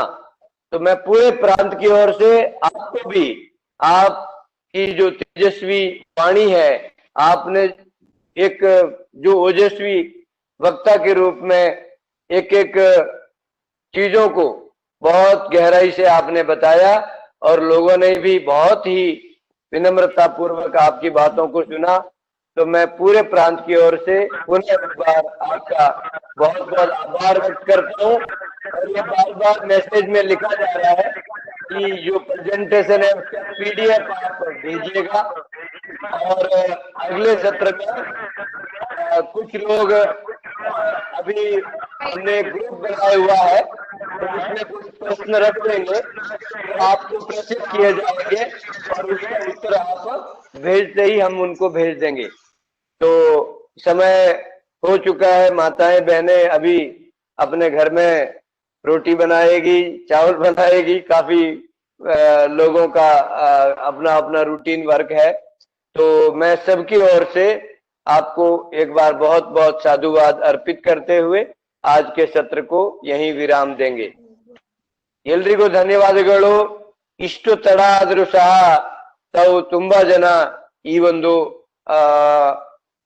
ಸಂಜೆಯ ಸತ್ಸಂಗದಲ್ಲಿ ಭಾಗವಹಿಸಿದ್ದೀರಿ. ಅನಂತ ಅನಂತ ಧನ್ಯವಾದಗಳು. ಒಂದೊಂದು ದಿನ ಒಂದೊಂದು ಪರೀಕ್ಷೆಗಳು ಕೂಡ ನಮಗೆ ಎದುರಾಗ್ತಾ ಇದೆ, ಆದ್ರೆ ಆ ಧೈರ್ಯ ತಾವೆಲ್ಲರೂ ಇಟ್ಕೊಂಡಿದ್ದೀರಿ. ಎಲ್ರಿಗೂ ಅನಂತ ಅನಂತ ಧನ್ಯವಾದಗಳು. ಮತ್ತೆ ನಾಳೆ ಬೆಳಗ್ಗೆ ಎಲ್ರೂ ಭೇಟಿ ಆಗೋಣ. ಅಜಿತ್ ಯೋಗಾಚಾರ್ಯ ಅಜಿತ್ ಕುಮಾರ್ ಜಿ ಅವರಿಗೆ ಕರ್ನಾಟಕ ಪರವಾಗಿ ಮತ್ತೊಮ್ಮೆ ಅನಂತ ಅನಂತ ಧನ್ಯವಾದಗಳು. बहुत बहुत आदरणीय. अब विदाई लेंगे क्योंकि समय काफी हो चुका है. मैं आपसे वार्ता करूंगा कि अगला एक सत्र और रखने की साधकों की इच्छा है, तो वार्ता करके एक सत्र और रखा जाएगा. अनम्यूट मारी अजीत भाई जी को अनम्यूट कीजिएगा. ओम ओम ओम। आज का बहुत अच्छा लगा। जी धन्यवाद बोल दीजिए अजीत भाई जी को. योगाचार्य अजीत जी हमारे बहुत ही ओजस्वी तेजस्वी योगाचार्य है. जी बहुत बढ़िया उपन्यास है और एक बार आपको सुनने का मन चाहता है. धन्यवाद. धन्यवाद जी. धन्यवाद गुरुजी. एक बार और बैठे तो अच्छा रहेगा गुरुजी. सभी को धन्यवाद. टेस्ट सेशन हो गया गुरुजी. ಮಾಡೋಣ, ಕನ್ನಡದಲ್ಲಿ ಬರುತ್ತೆ, ನೀವು ಚಿಂತೆ ಮಾಡಬೇಡಿ. ಕನ್ನಡದಲ್ಲಿ ತುಂಬಾ ಇದ್ದಾರೆ. ಜೈ ಅಜಿತ್ ಗುರುಜಿ. ಧನ್ಯವಾದಗಳು. ಕನ್ನಡ ಕೇಳೋರು ಬೇಜಾರಾಗಬೇಡಿ. ಕನ್ನಡದಲ್ಲಿನೂ ನಾನು ಇನ್ನೂ ವಿಶೇಷ ಯೋಗಾಚಾರ್ಯರು ನಾನು ಹೇಳಿದ್ನಲ್ಲ, ಒಳ್ಳೆ ಒಳ್ಳೆ ಯೋಗದ ರತ್ನಗಳನ್ನು ನಾನು ಆಗ್ಲೇ ಆಯ್ಕೆ ಮಾಡಿದ್ದೀನಿ. ಒಂದೊಂದು ದಿನ ಒಂದೊಂದು ರತ್ನ ಪರಿಚಯ ಆಗ್ತದೆ. अजीत भाई very excellent session today. Very nice. Thank you very much Ajit Guruji and Bawarlal ji. Thank you very much. धन्यवादಗಳು. गुरुजी अजित गुरु जी ने सिर्फ 5 तक ही बोला, 8 तक. वो 12 प्राण तक अभी कंप्लीट करना है. भाई जी को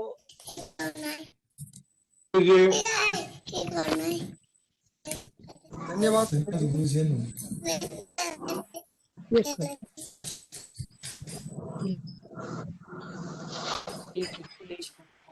जी उनका